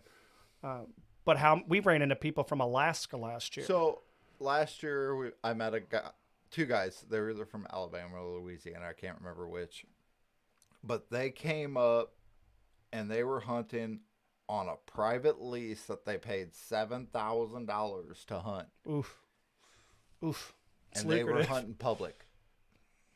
They left the lease and they were hunting public. Because there was more deer on the public ground than on the private lease. A lot of people are afraid to get out there on that public, man. And there are reasons why. I'm not a big fan of it during gun season. I don't really gun hunt public. I don't really do a lot of gun hunting in general. Me It's neither. just I'm to that point, in hunting, not that I don't enjoy it. I do enjoy a good, gun hunt. Last year or 2020, that was 267-yard shot. That part makes Yeah. gun hunting fun. Oh, yeah. You know what I mean? But anybody can shoot at 40 yards. Right. You know what I mean? And that's why I try to tend to go to the bow hunter. You may put me on a little bit more even of a playing field with the deer than, but sometimes you got to get that equalizer out because you've been chasing him since September 15th, Right. and it's like, ah. Yeah, I like anything under 200. Yeah. No, I It's like fun. any kind of hunt, whether it's gun, bow, whatever, Atlas, if you want to use it. And I don't even really rifle hunt now. I have more or less black powder hunt. Black powder, yeah. Even during rifle season. Well, a lot of public land, like we were talking about this last year, was only black powder. Was Yeah. strictly black powder. And They I didn't think allow they guns. really should do it at all of it. I agree. I think a bunch of people running around high-powered rifles that shoot 300 yards, Well, it's 300 yards, and people get excited, and shoot more than once, don't pay attention in the moment. There was an episode, speaking of that, on the public, hunting public, yeah. where Warb, he almost got shot doing, there was a guy shooting right at him. I mean, like, they don't pay attention. And so it's one of those things where Black If powder, you- you got one. if you know you only got one shot, Yep. you're fully aware of what's happening. Yep. And I think it would help with the population too, because, we went up to Deer Ridge, big piece of public in Northeast Missouri last year. And man, I'm telling you, dude, that place was set up better than any other spot. I think that for as far as public that we went last year, it was set up by far the best. As far as food being in there all season, they did crop sharing right. They mowed. They had everything ready. So a lot of them do that, actually, like more than you think. They've ruined Honeywell. That used to Honeywell. be good. Honeywell used to be the best turkey spot. And I shouldn't say really ruined it, but they're not doing it any favors. No, right. I think there's still tons of deer and turkey in that yeah. area for Yeah. sure. Yeah. But there's a lot of, like, we sat there that one. Well, it would have been. That was probably late October, I believe, I mean, when we went in there. I still hunt Honeywell regularly, and I still see a lot of deer there. I shoot deer there. But That one doe that doe was was at on Honeywell. Right. The one before it, when you were sitting in the stand. Yeah, I didn't even stand Up, yeah. You don't need to stand up. You just gotta know how to hunt 'em. You probably didn't even take the cigarette out of your mouth when you shot that deer, did you? I set it down. Oh, you set it down. You pick it back up? Yeah. after Yeah, the shot. absolutely. Yeah. But I mean, I wish that they would plant more crops and do all that stuff, but the reality is it's probably not going to happen. And the benefit of that is a lot of people don't hunt it now. Yeah. So the places that don't look taken care of and don't look managed are some of the best places to hunt, because Nobody's going in there. They Nobody's want to deal doing with it. nobody wants to walk through brush. Nobody wants to.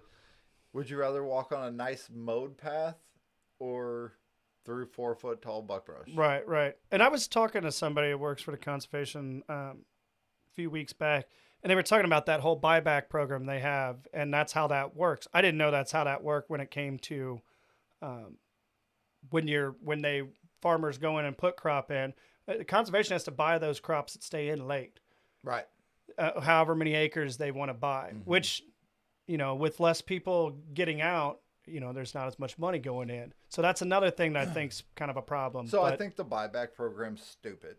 as far as buyback crop, I think that it's dumb to leave the crops in. right. Harvest them like everywhere else does. Make the money. Why leave them in? You're leaving them in for the animals. So, okay, well, we can't afford to plant now. So now they get no crops, no Right. overflow, no spillage. Right. So it's kind of a really stupid way of looking at it. Well, when we went into that spot at Deer Ridge, it was phenomenal all the way up until about October, 20th, I think, is when we started going in there. But as soon as like November hit, it didn't even matter if that crop was in there or not. No, It was all gone. It was gone.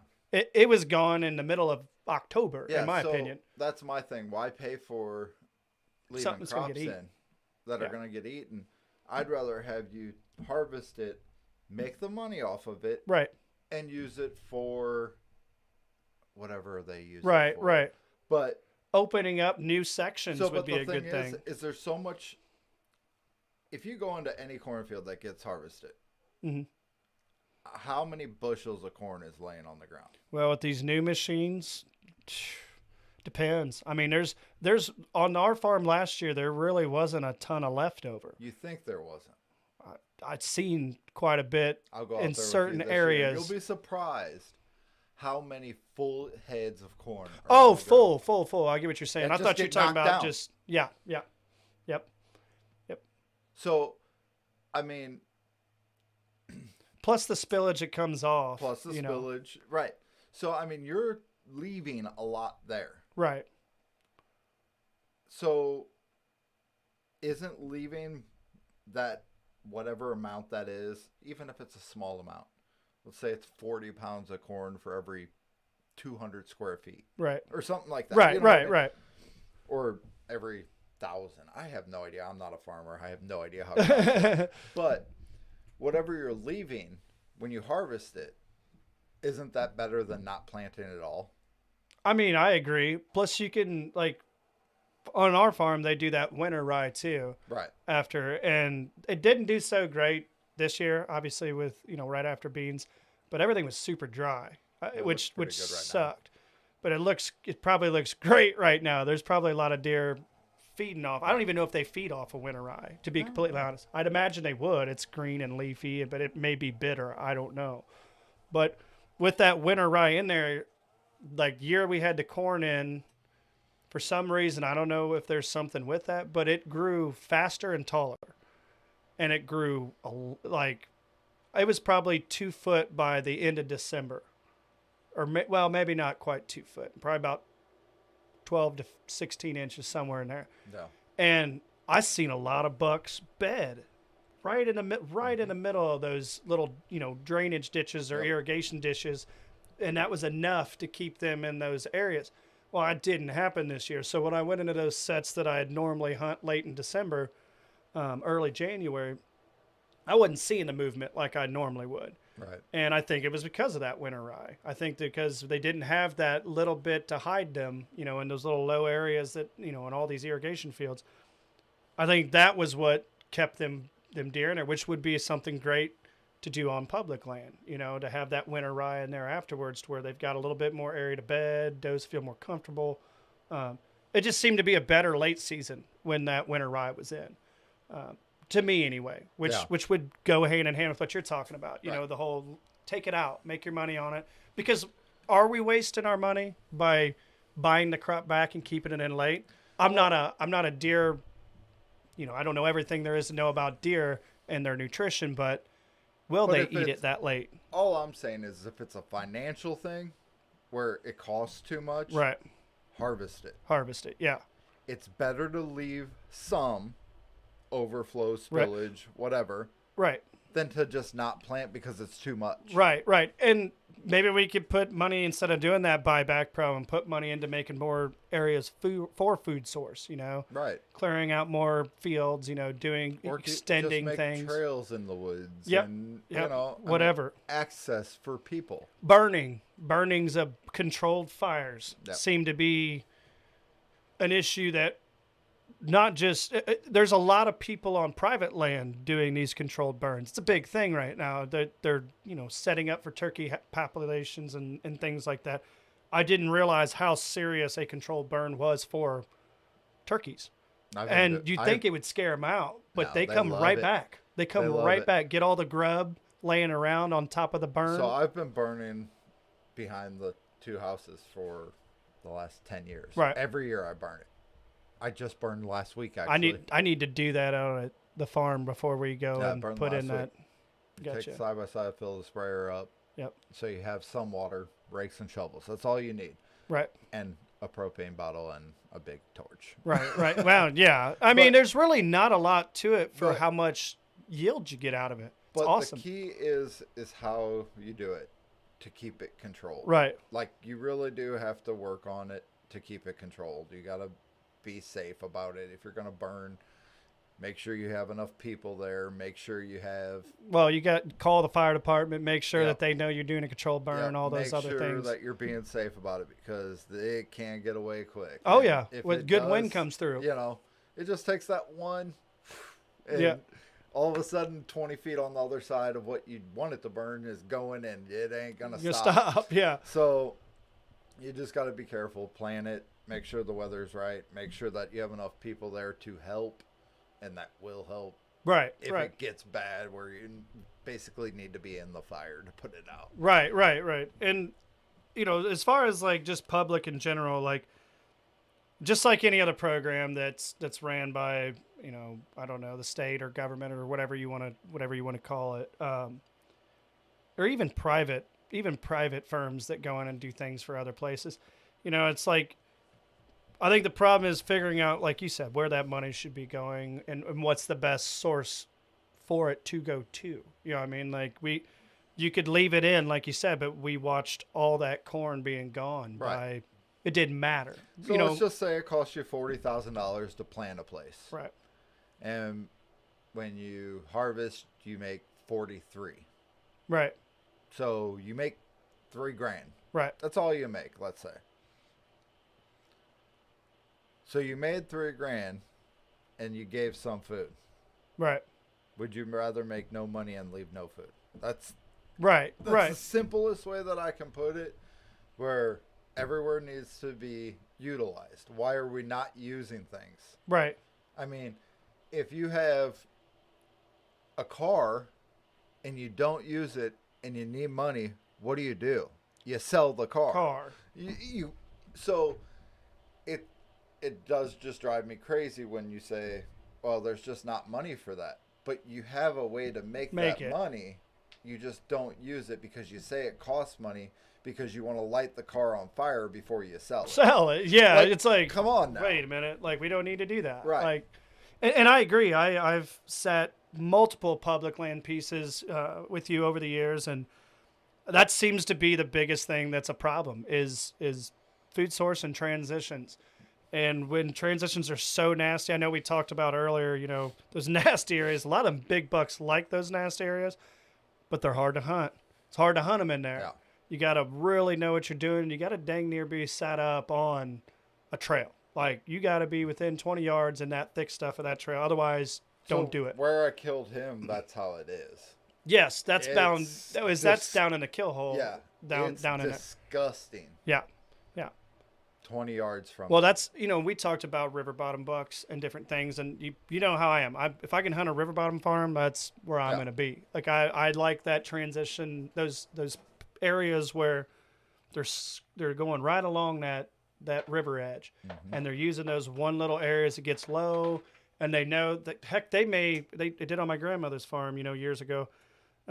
They knew where to cross. They had gone back and forth. I mean, and some of those spots are thousands of yards difference. Right. But they know where to go. And everything in between, when I went to get that deer back in 2019, it was so thick in there, man. Like, you wouldn't have found him if you didn't have blood. Like, you just wouldn't have. It was so thick that you couldn't see anything.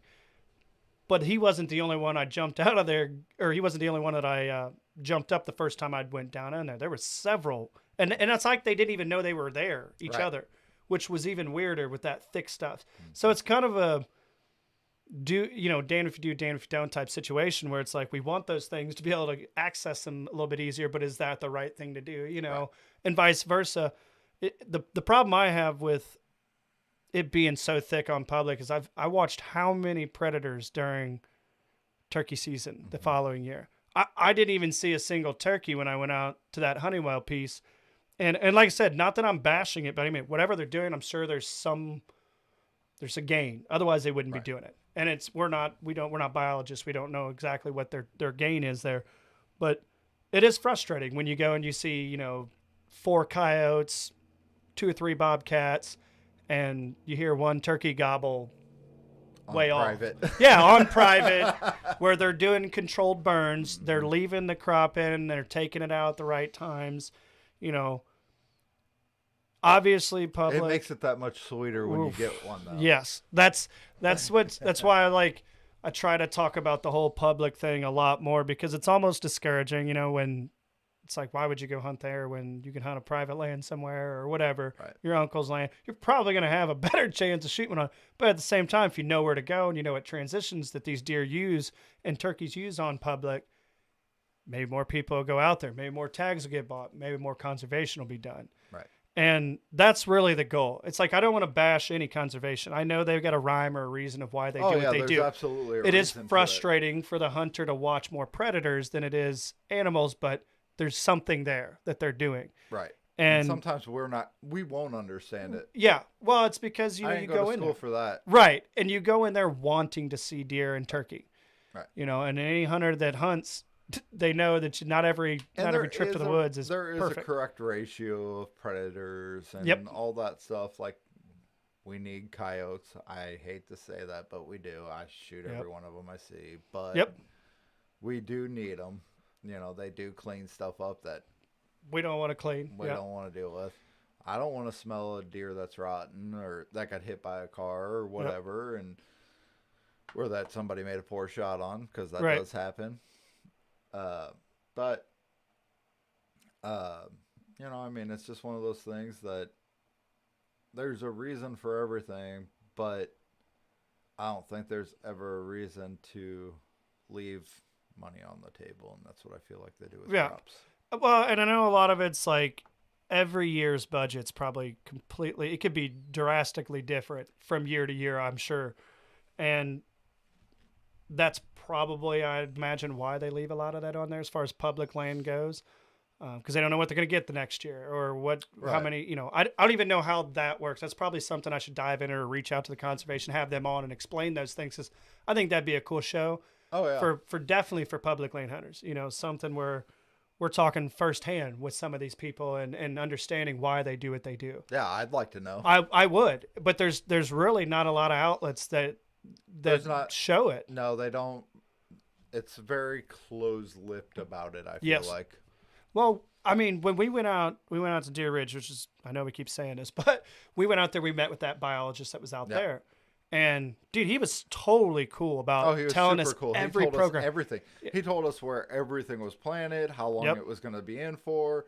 He was super cool. Yep. And it'd be cool to have a donation thing where we could make like a pamphlet when you come in, where the biologist gets to sit down and like he did, where he told us, he showed us on X. Yep. You know, it was as simple as that. Hey, go there. And we had success in both places that he told us to go. Yep. And I think that'd be cool for like public land, kind of like an area guide almost. Well, I think in general, I think people are very stingy with what they're willing to share. Yes. And he had nothing to lose. Right. Because he was the biologist. He wanted what he was doing to look great. Yeah. Which is what's supposed to happen. Right. Is where, you know, I mean, I think people just need to be a little cooler, and it'd be a lot of fun for everybody. Yeah. No, I 100% agree. And I think, you know, the more we can get, you know, people together in the situation of hunting, I think is going to, you know, eventually we'll see a community like my wife, when we went to that Missouri show me's, Bucks would have been a couple weeks ago. She's like, dude, that community's so cool. Mm-hmm. And I'm like, yeah, dude, it's a great community. Hunters are probably some of the best people out there. Oh, I agree. You know, they want to help. They want to see you have success. And if you're one of those hunters that don't want somebody to have success over your own endeavors, don't go in the woods. Wow. Because, you know, there's no room for people like that. There's no room for selfishness in the hunting community. That on your private ground. Yeah. If you want to be a stickler, buy some land. Yeah. Don't inhibit, you know, others or talk down to others or create a situation where somebody gets upset. Because one, it can be dangerous. You know, you make the wrong person mad. You don't know what's going on in their daily lives. And don't lie to people. Yes. Oh, dude, that's one of the biggest things I hate. Don't tell me you're going over here and I'm going to go over here and then you're over here by me. Yep. Just tell me you're going to go sit on my lap. Yeah, exactly. Just if you, and that's another thing. Like, maybe it's just because I have had success in turkey hunting and deer hunting and just about every type of hunting there is out there as far as, the Midwest. I've gotten to a point where, and I think every hunter will get to a point where it's not even so much the hunt, it's more therapy than it is anything going out and sitting in the woods and doing those things. Yeah. But if you kill that therapy moment before you ever get to that point, and I feel like a lot of it is on public land. There's a lot of that. You learn a lot on public land from other hunters, but when you deter people, it just makes the whole scenario sour. It just makes people not, and then it makes people the next day even say they're there for a camp for a week. Yeah. And you told them to go sit. The whole thing. Yeah. They're going to walk right through your set because you told them, a lot. Going and hunting public land was probably the best thing for me for hunting. I've learned a ton and it's made it really enjoyable. Yeah. And when you have that success or when you can share that success for someone else, it's way more rewarding.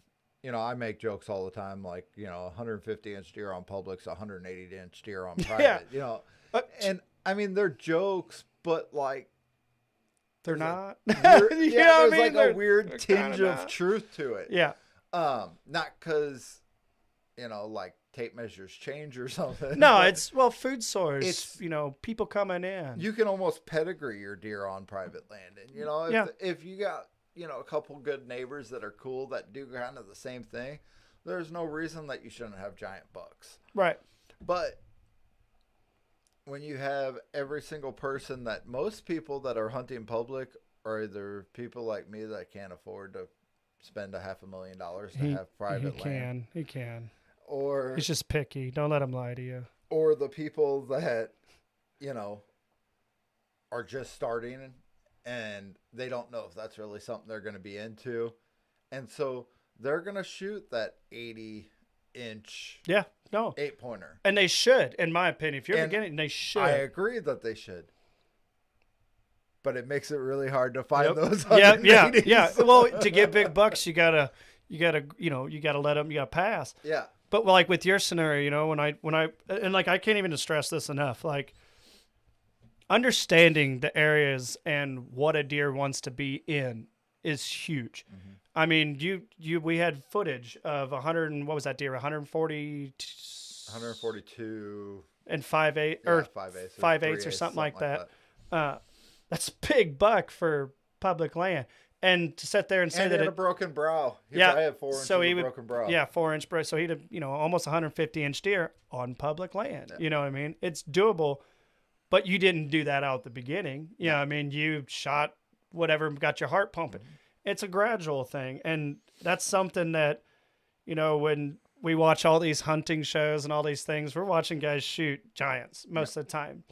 It's like I don't want to sound like a broken record, but you watch those guys again from the hunting public. They're not particularly shooting deer that are 160-inch deer. They're just out there showing you how to have fun doing it. Right. And they get jacked up, whether it's a doe or whether it's a 110, 120-inch deer.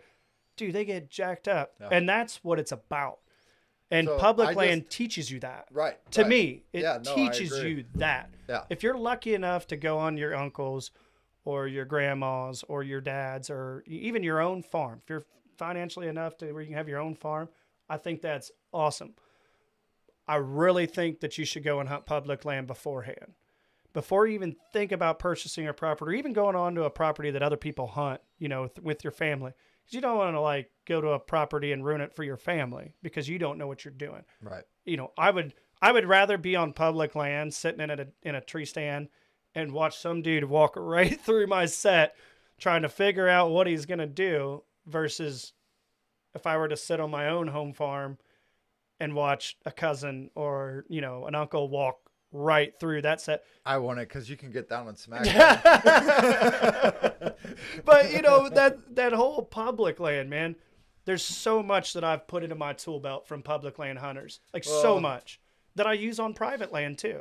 If you can be successful on public, on even a somewhat regular basis, kill a couple 2 deer a year on public ground, I feel like you did something.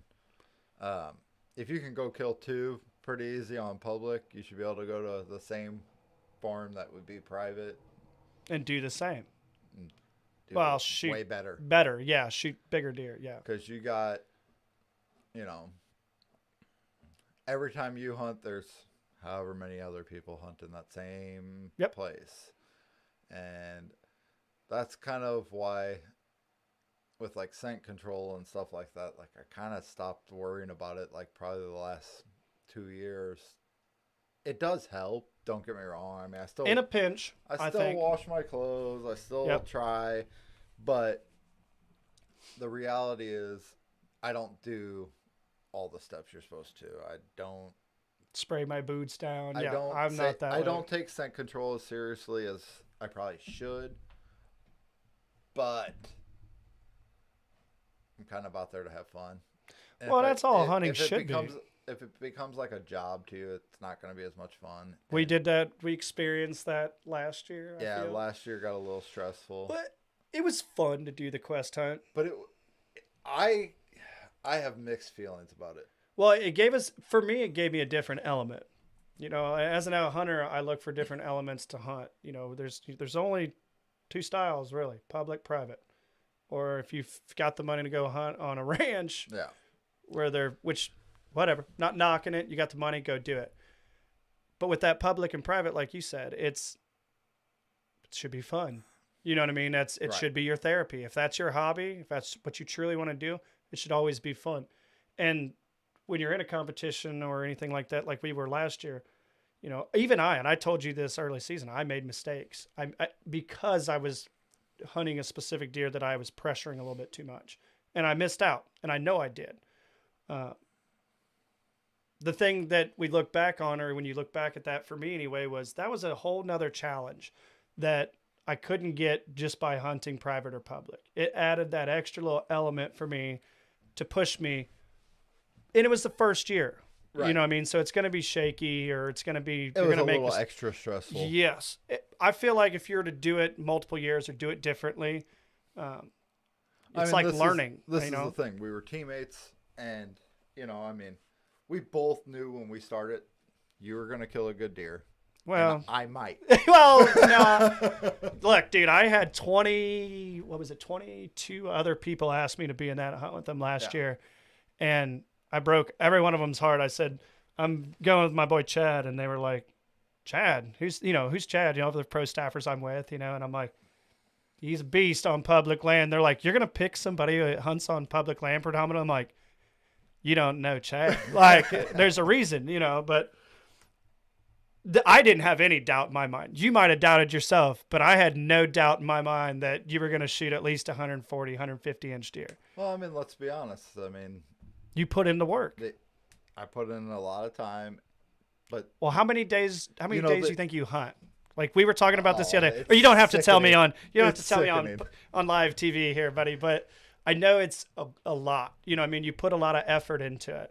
Just let's go with maybe 4 times a week, 2 sits a day, so 8 sits a week. For 3-4 months, 5 months. 4 months. 4 months, something like that. So wait, September, October, November, December. Yeah, 4 months. Yeah. Geez, that's a lot. You could probably say 10 sits a week, really, and that's probably real. Yeah, that's realistic. I would say, because every time I call you, you're like, I'm in the stand. Yeah. And I'm like, I thought you weren't hunting today. You're like, yeah, I needed it. And I'm like, all right. That's like 160. Yeah. No, and honestly, though, like, a lot of people would be like, oh my gosh, like I wish, but it can be done. Like you show, you work hard during your day. You're fortunate enough to have a job where like you can make those things work, your hobby and your job work at the same time. And a lot of my sits, how many times did I tell you? Short sits. Yes. I might only have an hour and a half. That's what I was just getting ready to say. Like, I can't tell you how many times you called me and you're like, yeah, I'm on my way out to set. And I'm like, we got like an hour and a half left to light, and you're like, yeah, well, it's all it takes sometimes. Yeah. But that goes back to that whole, how are you getting in? With pre-hung stands, how much work are you willing to put in to be able to go hunt on public? September 1st, I start hanging stands. Yes. And I have all my stands hung that first week. Right. That you're allowed to start September 1st, and by September 5th or 6th, I have all my stands hung for the year, except for my climbers that Right. No, even some of those you got set up. Yeah, some of those are set up. I hunted a climber that you had a lock on. Yeah, for sure. But, you know, I mean, it's something that I love, my kids now love, which is probably the coolest part. It's the best part. You know? It's easily the best part. I'm ready. I have mixed emotions about my kids shooting bigger deer than me because they're going to give me crap. I have a buddy that's coming on, next week, Corey Lambert. His son shot. I got to see this deer in person last Monday, and dude, his son, all he did was he was talking all kinds of smack, bro. Yeah. And his dad's looking at me. He's like, I'm not even mad, but I'm like, kind of like, keep it up. I'm going to take a ball bat to those horns and we'll see. Yeah. But at the same time, he's like, dude, there's not a better feeling than watching your kid shoot a 150-inch deer. Yeah. He's like, that was like, because we were in there, 5, 6, I don't think he said, but 20, 30 minutes or something like that. And I'm like, dude, that's incredible, and he's like, but that moment of him, afterwards, like, it was just pure joy. Well, that's like the only bummer that I got with like my daughter's biggest one that she shot. I wasn't with her.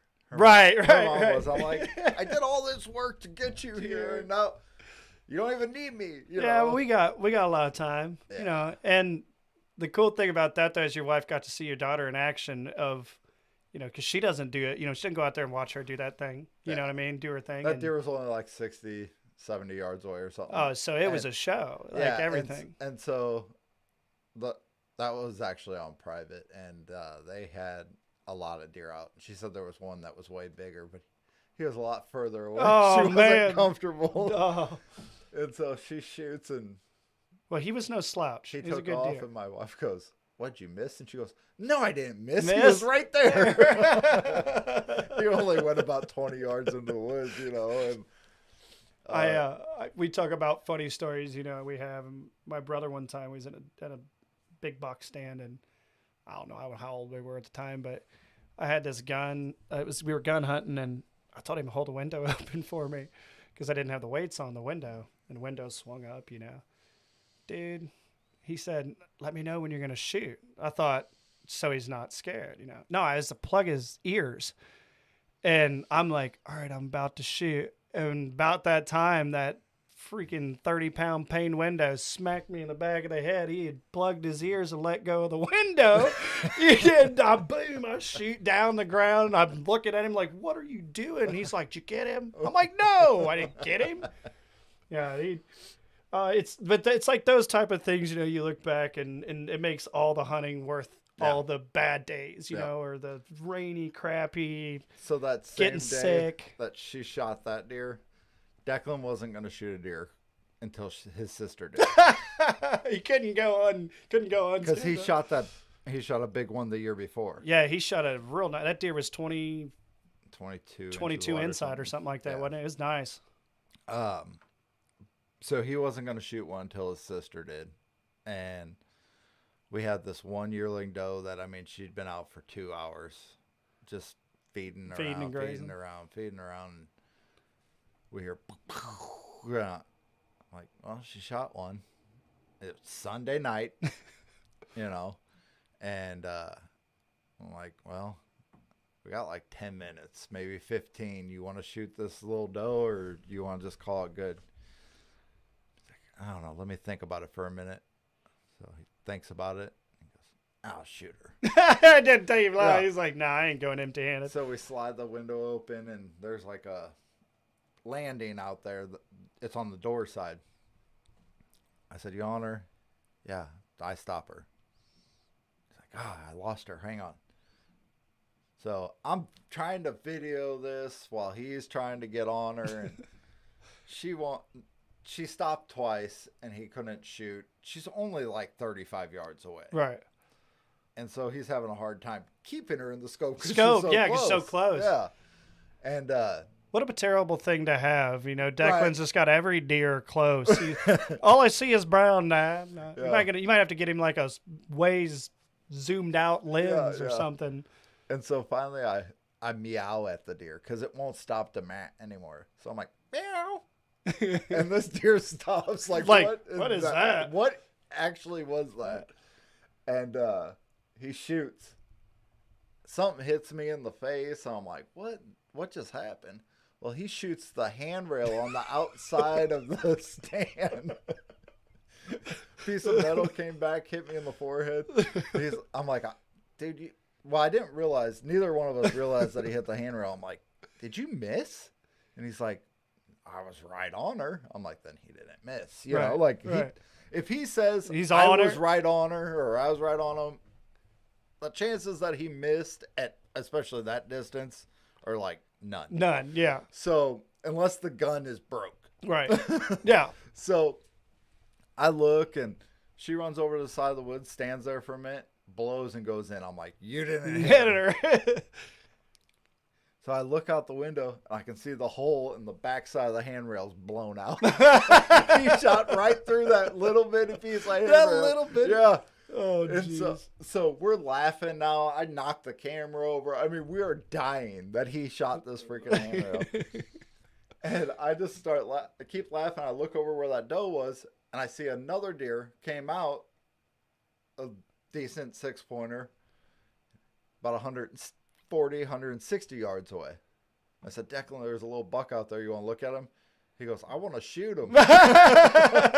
He's like, all I've got to bring back to camp is a blown out handrail. I got to get something on the ground. Yeah, he sticks that thing out there, and I hear whap.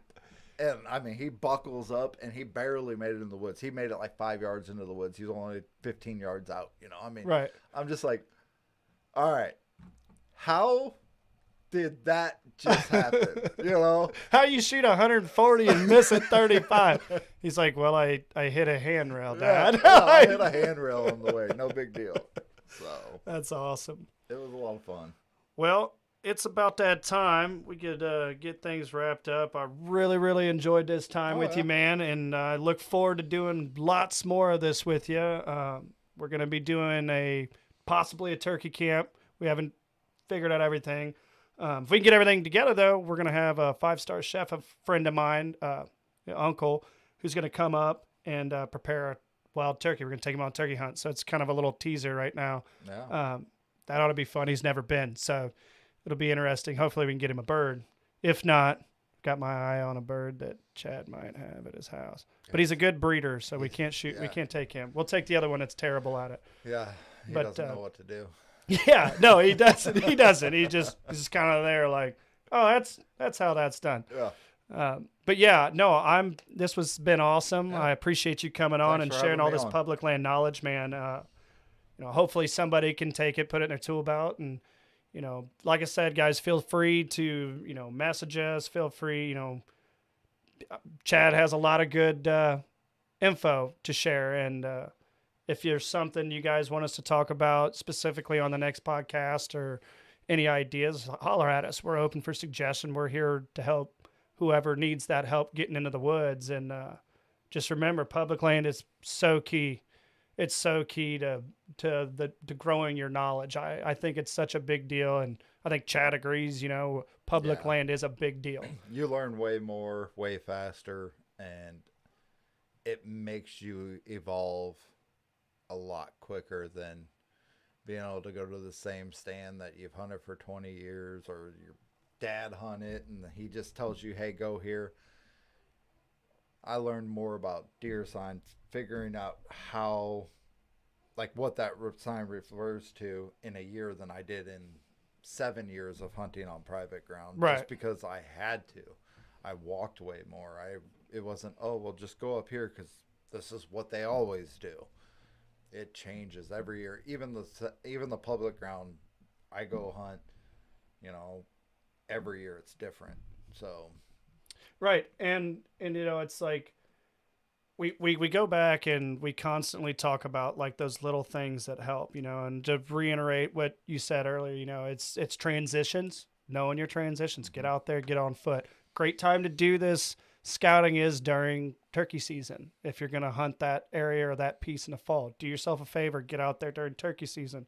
If you bump one, make use of the area. You bump a turkey and you didn't have a chance to, go after it, make use of that being in the woods. You're already there. Go and check some spots that you think might be good for deer, or vice versa. We found plenty of that the year before. We found so many spots that we didn't even hunt last year. Yeah. No, a ton during turkey season. Oh, this would be a great spot. Yeah. Didn't even get to it, but that's the beauty of public. Yeah, that's the beauty of the public. Yeah, if I figure up like all the ground that I hunt, you're hunting like 15, 20,000 acres. Oh yeah. That's awesome. And it's there for you. Right. You know what I'm saying? It's there for you. I can always find a spot that there's not somebody. Yep. And that's one of the things. Even, I don't care if you're out of state, just getting into it, whatever. Take that time. That scouting is massive. Everybody knows scouting is massive. Talk to each other. Yes. See somebody in the parking lot. Don't just grab your stuff and head out. Just be like, hey, where are you planning on going? Exactly. And if you guys are planning on going to the same spot and you don't talk, guess what? You're going to end up in the same spot. Well, and like you said, we've got 15, 20,000 acres of public ground. Yeah. Talk to somebody. It's probably more than that, really. I mean, I'm sure. The math, I'm sure. I mean, I know two of them are over 10 or 12 combined. Just two of them. Yeah, three of them are over 10,000 acres, just close to us. And that's, you could go out to Ted Shanks too. I didn't even think about that. I don't go out there that often. I've only been there a handful of times, but there's tons. There's tons of it. No, I think 20,000 acres might be an understatement. That's all I was saying. Yeah. No, I agree. And, like I said, don't feel afraid, man. Don't feel afraid to get out there, guys, and ask, and if you're around people in that public land, that's another thing with the whole talking, or talking to people. If somebody's acting in a negative manner, you don't want to hunt that spot anyway. Yeah. Because you're just going to run into conflict with somebody else. That, get out there. That's why I say, go have 15 different spots. Last year I met that group of guys. They were awesome. They'd been hunting for like 8 or 10 years there, and they were super cool dudes. We met the guy. Well, I met a guys. I think it was the same guys you met from Louisiana. And them dudes said they've been coming to that public land spot for almost 10 years. Yeah, no, these guys were just from St. Louis. Oh, okay. And there was like 6 or 8 of them. Yeah. But that's what this whole community is, guys. It's just, if you can't get along, if you're having a bad day, even if that's another big thing. If you're having a bad day, go find a spot where nobody's going to be at. Yep. And give yourself that therapy. Give yourself that tree therapy, and even if you don't see anything, get out there. It can either let you know not to go back. It might just be a therapy session for you, or, trying new things, man. And if you don't have a buddy, have a good deer cart. Yes. Have a good deer cart, even if you got a good buddy. Yeah, I was about to say, no, I think it's still good to have them both. But anyway, I've really enjoyed the podcast today, y'all, awesome. And like I said, guys, please reach out. We're doing this because we want to bring people together, and we want to, further the hunting experience, make it better for everybody. That's what this is about. Conservation isn't just, wildlife. We got to conserve each other too sometimes, and it's not just a department. Yeah. But anyway, thanks, guys. I guess we'll see you till next time.